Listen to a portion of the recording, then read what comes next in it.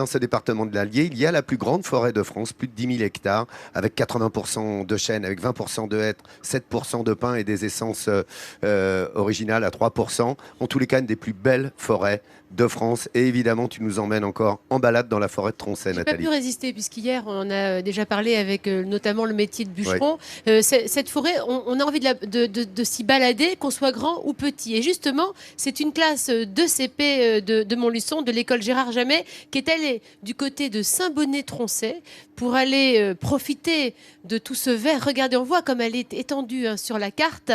Et c'est vrai qu'avec leur éducateur, ils ont été à la découverte de la faune, de la flore. Et ça s'est apparenté quasiment à une chasse au trésor.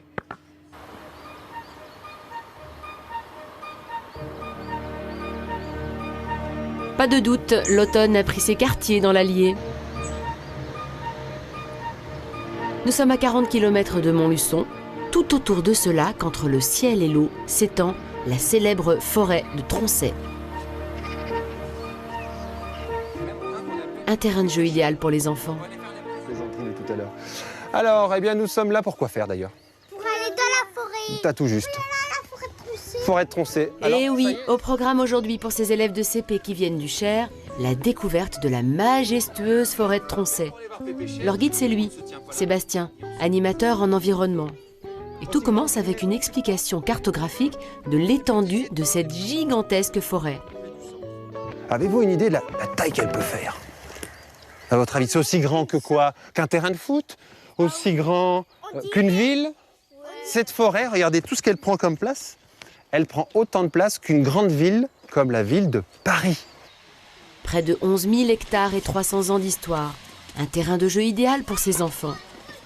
Ici, les arbres peuvent être très, très vieux, comme ce chêne que Sébastien s'empresse de montrer aux élèves. Il l'appelle Pépé Chêne et il y a un petit rituel à respecter.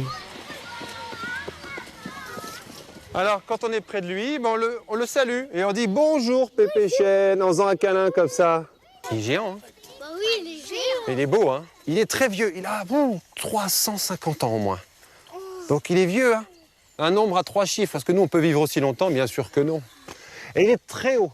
Au sommet, tout en haut de l'arbre, c'est comme si on était au balcon, au 10e étage d'un immeuble. Ce chêne mesure plus de 30 mètres. Très impressionnant, surtout pour un enfant de 6 ans. La forêt de Tronchet est vraiment idéale pour découvrir la nature. Forcément, on a 10 500 hectares de terrain de jeu en fait, sur la forêt de Tronchet. C'est sa superficie. Forêt domaniale, donc accessible à tous. Après, on peut faire ça dans tous les milieux forestiers. Mais le fait qu'il y ait les grands chênes, qu'il y ait cette grande diversité, permet vraiment d'en profiter un maximum.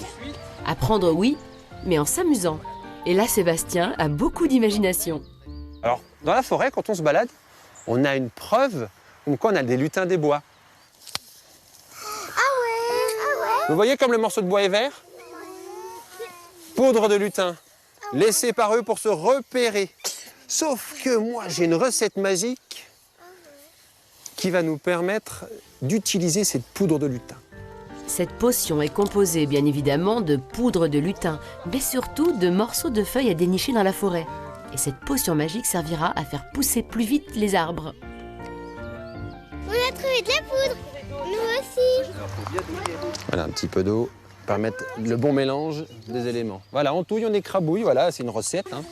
Et ensuite, il faut sentir cette potion magique. Sentir le parfum de la forêt en quelque sorte. Ce sont pas bons.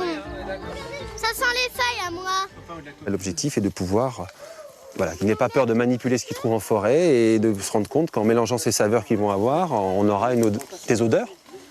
Et après l'odorat, place à la vue. C'est quel arbre qui fait des feuilles de cette forme-là? Si j'entends. Tu as raison, c'est un chêne. Le chêne, sa feuille est en forme de vague. Après la flore, place à la découverte de la faune. Nous, ce qui nous intéresse, c'est de savoir un petit peu ce qui se passe sous nos pieds. Et il y en a du monde sous les pieds des enfants. Première découverte, ce scarabée bleuté, appelé aussi un bousier, car il se nourrit de bouse. Il nettoie la forêt, il mange les animaux morts et les crottes, justement, qui ont été faites par les animaux. Ce sont les équipes de nettoyage, sinon tu te baladerais dans des crottes partout ici. Et ces bousiers font un drôle de bruit. J'ai entendu. Les cherché ou toi? Pas si évident que ça de trouver des insectes cachés dans le sol de la forêt de Tronchet. Voilà, tout droit. Tout droit. Pour finir la journée, il est temps de faire travailler un autre sens, le toucher. Donc tu dois le toucher partout. Voir s'il y a des branches, si l'écorce elle est lisse. Puis Sébastien enlève le bandeau de Lucas. Et là, il doit retrouver son arbre. Pas facile, mais ses copains vont l'aider et s'y coller eux aussi. Alors. Un petit arbre. C'était facile. Et ce sont des souvenirs dans la tête, mais aussi plein les poches que Marina et ses camarades rapporteront à la maison.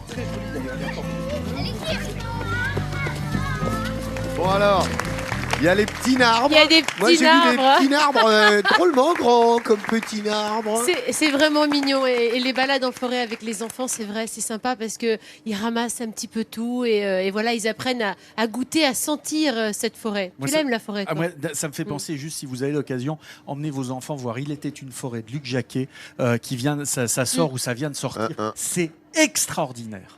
C'est fabuleux. C'est celui qui a fait La Marche de l'Empereur. C'est notre C'est homme des magnifique. bois, Voilà. il adore les forêts, notre Vosgien. Alors, on ramasse des feuilles, plein de petites feuilles. Les enfants, en général, en ont plein les poches.